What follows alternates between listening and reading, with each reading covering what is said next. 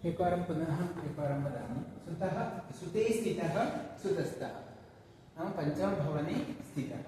सुतस्थौ इति किमस्ति? द्विवचनप्रयोगः। द्विवचनं नाम ग्रहद्वयम् अपेक्षते। कौ सुतस्थौ?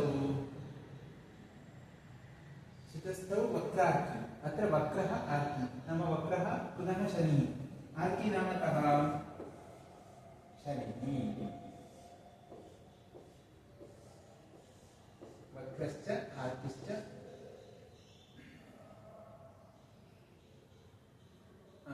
एषः गुरुः किं भवति? कन्यालग्ने किमपि एकं लग्नं स्वीकुर्मः। तत्र लग्नं कन्यालग्ने बुधे कन्यालग्नं वक्रः नाम कुजः शनिः। कुजस्य कृते किं भवति? अत्र उच्चराशि। शनेः कृते पञ्चमे शनिः शुभदायकः नास्ति स्वक्षेत्रं। तत्र किं भवति?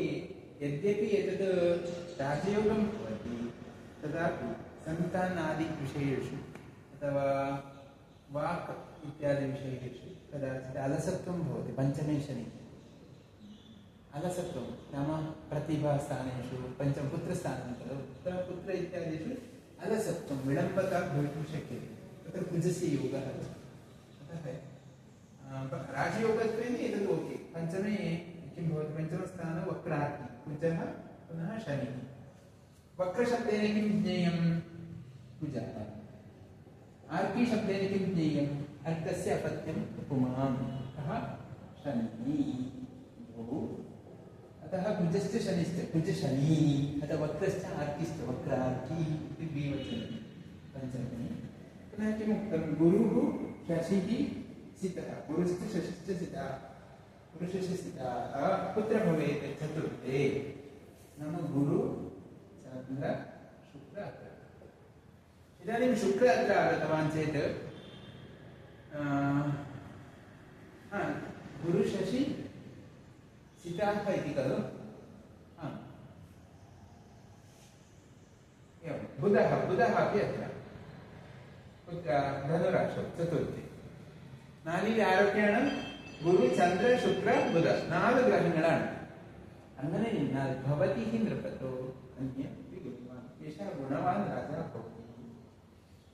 ഇതിൽ നാലാമത്തെ ഗുരു ചന്ദ്ര ശുക്ര ബുധ 4 ഗ്രഹങ്ങളില്ലേ? അപ്പൊ 4 ഗ്രഹങ്ങളെ ബലവാനായിട്ട് വന്നാൽ ഒരു സന്യാസ യോഗ കൂടി പറഞ്ഞിട്ടുണ്ട്. ഏകസ്തേ ചതുരാദിബലൈതേ ജാതാ പൃഥ്വീഹി. അപ്പൊ ഇത് ഇങ്ങനത്തെ രാജാവായിരിക്കും.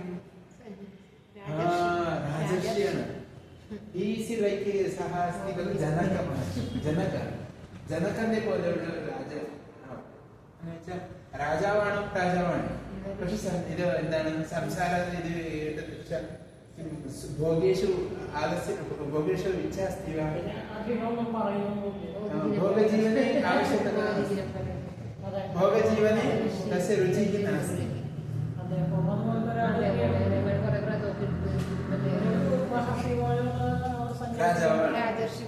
परन्तु अत्र अन्यः एकः अस्ति शुक्र प्लस् बुध सप्तमाधिपः कः?